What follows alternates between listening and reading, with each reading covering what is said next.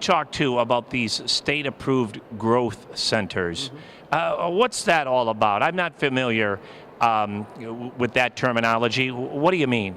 Sure. Let me first start by saying I'm on the House Special Commission looking at municipal financial integrity, and a lot of that discussion has talked about containing costs at the municipal level. But another thing we need to talk about is ways of promoting growth at the municipal level.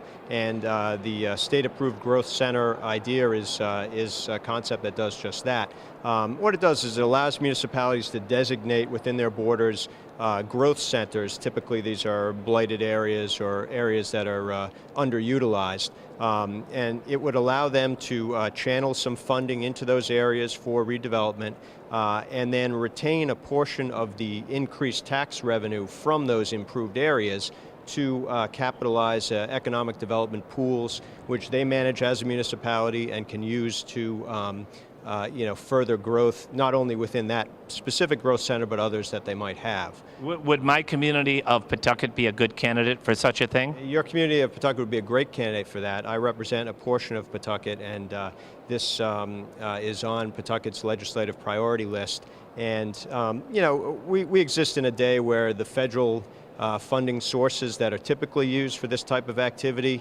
are under real stress, may disappear altogether, or certainly be restricted. So we need to give municipalities tools to capitalize their own programs and control their own development. Well, in my early exposure to him, Mayor Grebian seems to be a forward-thinking guy, and I know he's looking at ways to save money for that community.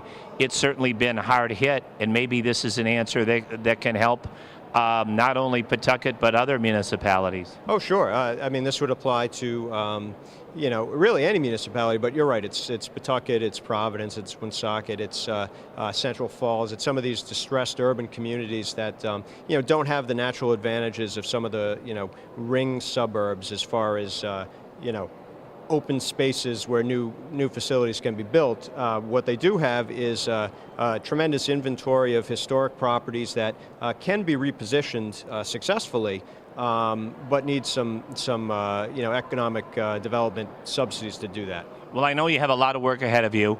My best to you and your colleagues in the House.